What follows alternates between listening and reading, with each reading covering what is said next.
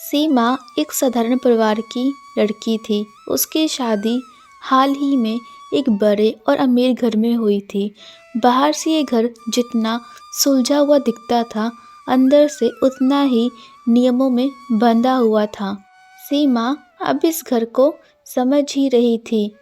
कौन क्या पसंद करता है, किस बात पर कौन नाराज होता है, वह हर बात को ध्यान में रखकर चलना चाहती थी। सीमा की शादी हुए अभी कुछ ही दिन बीते थे। उस सुबह भी सीमा जल्दी उठी। घर में सब सो रहे थे। वह चुपचाप रसोई की तरफ चली गई। उसे नहीं पता था कि इस घर में एक नहीं दो रसोई थी। सीमा ने जैसे ही खाना बनाना शुरू किया, उसी वक्त रसोई में दादी आ गई। दादी ने इधर उधर देखा और फिर सीमा की तरफ देखा।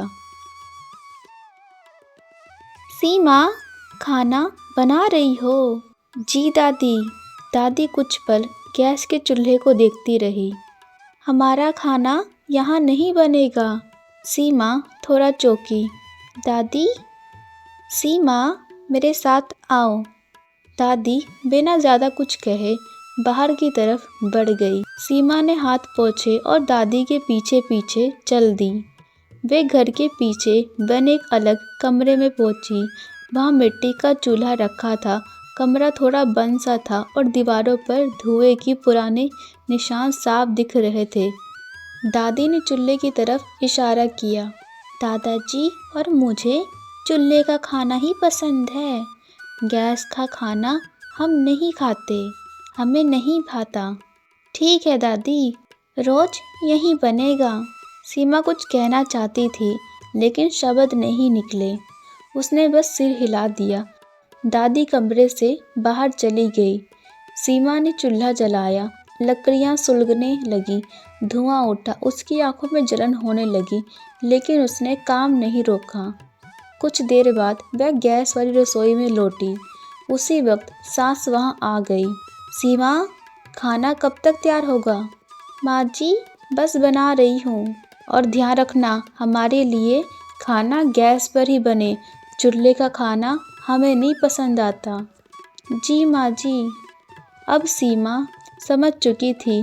दादी दादाजी का खाना अलग, बाकी सबका खाना अलग। कुछ देर बाद अजय भी रसोई में आ गया। सीमा, नाश्ता कितनी देर में मिलेगा? थोड़ा टाइम लगेगा। क्यों? 2 रसोई में बनाना पड़ रहा है। तो संभाल लो। सीमा चुप हो गई। दोपहर तक सीमा 2 रसोई के बीच भागती रही। कभी गैस वाली रसोई, कभी मिट्टी के चूल्हे वाला कमरा। सीमा के पैरों में दर्द होने लगा था। कमर झुकने लगी थी, लेकिन किसी ने नहीं पूछा कि वह थक गई या नहीं। शाम होते होते उसका चेहरा उतर चुका था। रात के खाने के बाद सास और दादी माँ सीमा से बात करते हैं। बहू, कल से टाइम और ठीक रखना। सीमा ने सिर झुका लिया। रात का वक्त होता है। सीमा अजय से बात करती है। अजय, रोज 2 रसोई संभालना मुश्किल हो रहा है मेरे लिए। सीमा, सब करते हैं, तुम भी कर लोगी। उस रात सीमा को नींद देर तक नहीं आई। उसके दिमाग में दिन भर की आवाज़ें घूमती रही। उसे पहली बार एहसास हुआ कि ये घर सिर्फ बड़ा नहीं, यहाँ जिम्मेदारियाँ भी दुगनी हैं, और यह तो सिर्फ शुरुआत थी। अगली सुबह सीमा की आंखें देर से खुली। शरीर में अजीब सी थकान थी, जैसे रात भर आराम ही ना मिला हो। वह चुपचाप उठी और रसोई की तरफ बढ़ गई। घर में वही सन्नाटा था, लेकिन सीमा के मन में सन्नाटा नहीं था। उसे पता था आज फिर वही 2 रसोई, वही भागदौड़। जैसे उसने गैस जलाई, पीछे से आवाज़ आई। सीमा। सीमा ने पलटकर देखा। जी दादी।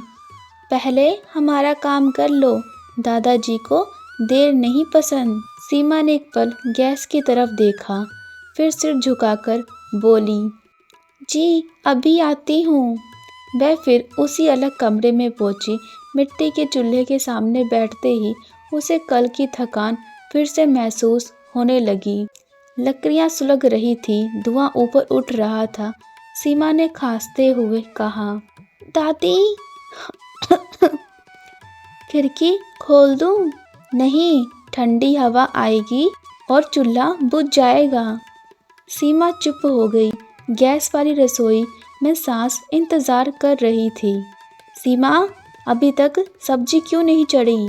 माँ जी, दादी के यहाँ पर थी मैं। हर बार वही बात, सब मैनेज करना सीखो। सीमा ने कुछ नहीं कहा। दोपहर तक हाल और बिगड़ गया। सीमा के हाथ कांप रहे थे, कमर सीधी नहीं हो पा रही थी। वह जैसे तैसे खाना परोस रही थी। तभी दादाजी बोलते हैं। बहू, आज रोटी थोड़ी कच्ची है। माफ़ कीजिएगा दादाजी, ध्यान रखा करो बेटी। सीमा ने सिर झुका लिया। दोपहर के बाद उसे लगा अब शायद थोड़ी देर बैठने को मिलेगा, लेकिन तभी सास की आवाज़ आई। शाम की तैयारी शुरू कर दो सीमा। सीमा ने गहरी सांस ली और मन ही मन बोला, बैठने का ही वक्त नहीं मिल रहा यहाँ पर तो मुझे। दिन भर बस काम ही करती रहती हूँ। शाम को हालात और ख़राब हो गए। चूल्हे के सामने खड़े खड़े सीमा की आंखों के आगे अंधेरा छाने लगा। उसने खुद को सहारा दिया और दोबारा से काम करने लगी। रात को खाना परोसते समय आज तुम ठीक नहीं लग रही। सीमा ने हल्की मुस्कान के साथ कहा, थोड़ा थक गई हूँ। आराम कर लिया करो। सीमा कुछ नहीं बोली। रात में बिस्तर पर सीमा की आंखें खुली थी। छत को देखते हुए वह सोच रही थी, अगर रोज़ यही चलता रहा तो मैं कब तक झेल पाऊंगी। ये 2 रसोई का काम मुझसे नहीं होता। उसके शरीर ने जवाब देना शुरू कर दिया था। उसी दिन सुबह सीमा देर तक बिस्तर से नहीं उठ पाई। आंखें खुली थी लेकिन शरीर साथ नहीं दे रहा था। कमर में तेज दर्द था, सिर भारी लग रहा था। फिर भी उसने खुद से कहा, उठना ही पड़ेगा। वह जैसे तैसे उठी और रसोई की तरफ चली गई। गैस वाली रसोई में उसने काम शुरू ही किया था कि पीछे से दादी की आवाज़ आई, सीमा, आज जरा जल्दी करना, दादाजी को भूख लग रही है। सीमा ने पलटकर कहा, जी दादी, बस अभी। लेकिन उसकी आवाज़ में वो ताकत नहीं थी। दादी ने उसे ऊपर से नीचे तक देखा। क्या हुआ, तबीयत ठीक नहीं है क्या? सीमा ने हल्की मुस्कान बनाई। नहीं दादी, बस थोड़ा सिर भारी है। तो काम कर लो, ठीक हो जाओगी। सीमा कुछ नहीं बोली। वह फिर उसी अलग कमरे में गई। मिट्टी का चूल्हा जलाया। आज धुआं ज़्यादा था, लकड़ियाँ ठीक से नहीं जल रही थी। सीमा को खांसी आने लगी। दादी, आज थोड़ा धुआं ज़्यादा है। बेटा, चूल्हे में ऐसा ही होता है, आदत डाल लो। दूसरी तरफ सास सीमा का इंतज़ार कर रही थी। सीमा, सब्जी कब तक तैयार होगी? सब इंतज़ार कर रहे हैं। माँ जी, अभी कर रही हूँ। दोपहर का खाना माँ जी, बस बनने ही वाला है। दोपहर का खाना किसी तरह बन गया। सीमा के हाथ कांप रहे थे। सबको खाना खिलाने के बाद सीमा पहली बार चुपचाप बैठ गई, बस 5 मिनट के लिए। लेकिन सास की आवाज़ आ गई, ये बैठने का टाइम नहीं है, बर्तन पड़े हैं सीमा, जल्दी से जाके बर्तन धो लो। सीमा उठ खड़ी हुई।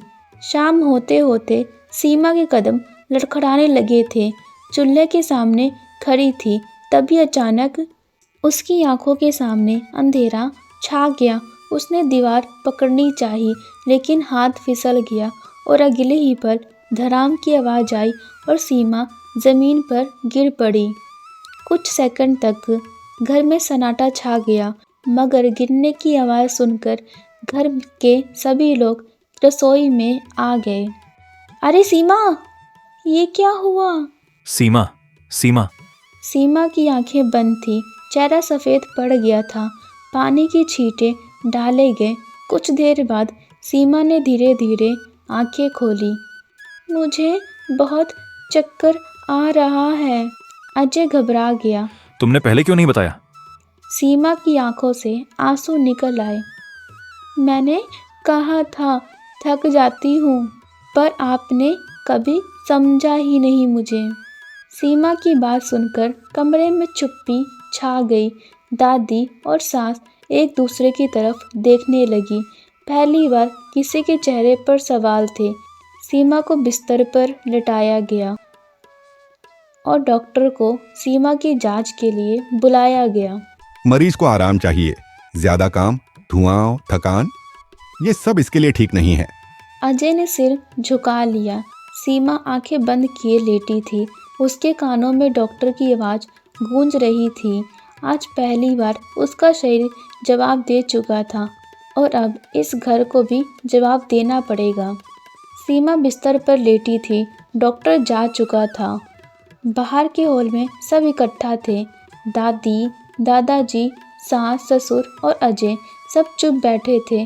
कुछ देर तक कोई कुछ नहीं बोला। फिर ससुर ने चुप्पी तोड़ी। डॉक्टर साफ कह गए हैं, अगर आराम नहीं मिला तो हालत और बिगड़ सकती है। हमें लगा था नहीं है इसलिए थकान होगी, मगर ये तो बीमार पड़ गई। उसने मुझसे कहा था कि 2 रसोई संभालना मुश्किल हो रहा है। दादी कुछ नहीं बोली। उनकी नज़र जमीन पर थी। बहू रोज चूल्हे के धुएं में रहती थी, हमें समझना चाहिए था। हमें लगा वो निभा लेगी। हमने कभी सोचा ही नहीं। थोड़ी देर बाद सब सीमा के कमरे में गए। सीमा ने आंखें खोली हुई थी। सब ठीक है। नहीं सीमा, सब ठीक नहीं था, हमारी गलती थी। सीमा कुछ नहीं बोली। बहू, अगर तुझे तकलीफ थी तो हमें बता देना चाहिए था। सीमा की आंखों से आंसू बहने लगे। दादी, मैंने सबको कहा था, पर किसी ने मेरी बात को समझा ही नहीं। कमरे में सन्नाटा छा गया। अब ये 2 रसोई वाला सिस्टम नहीं चलेगा। तो फिर क्या करेंगे? हमें बदलना पड़ेगा। बहू, हम रोज चूल्हे का खाना नहीं मांगेंगे। तू बस ठीक हो जा। सीमा ने हैरानी से देखा। घर में रोज खाना गैस पर बनेगा और सीमा को पूरा आराम मिलेगा। सीमा की आंखों में पहली बार राहत दिखी। रविवार को अगर सब माने तो उस दिन चूल्हे पर खाना बनेगा, पर सिर्फ एक दिन। दादी माँ, नहीं बहू, अब तुझे अकेले नहीं करना है। चुपचाप सब सुनती रही।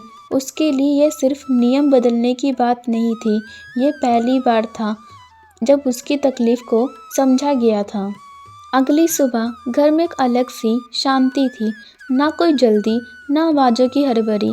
सीमा की आंखें खुली तो उसे महसूस हुआ कि आज शरीर थोड़ा हल्का है। सिर में वो भारीपन नहीं था। कमर भी कल के जैसे दर्द नहीं कर रही थी। आज तुम उठो मत, मैं देख लूंगा। तुम? डॉक्टर ने आराम बोला है और हमें भी समझ आ गया है। सीमा ने कुछ नहीं कहा, बस आंखें बंद कर ली। रसोई में आज सिर्फ एक ही चूल्हा जल रहा था। दोपहर को सभी ने खाना साथ बैठकर खाया। रविवार आया। घर में हलचल थी, लेकिन इस बार अलग तरह की। दादी खुद सीमा के कमरे में आई। बहू, आज अगर मन हो तो चूल्हे पर खाना बना ले, लेकिन धीरे धीरे आराम से। दादी, आज सब मिलकर बनाएंगे। दादी कुछ पल चुप रही, फिर बोली, हाँ, मिलकर। शाम को जब सब बैठे थे। घर चलाने का मतलब ये नहीं कि किसी एक की सेहत टूट जाए। अगर समय रहते ना समझते तो बहुत देर हो जाती। दादी ने धीमी आवाज में कहा, परंपरा तभी तक अच्छी होती है जब तक वो किसी को नुकसान ना पहुंचाए। सीमा की आंखें नम हो गई। उस दिन के बाद घर में फिर कभी 2 रसोई नहीं बनी। रसोई एक ही रही, लेकिन सोच बदल गई।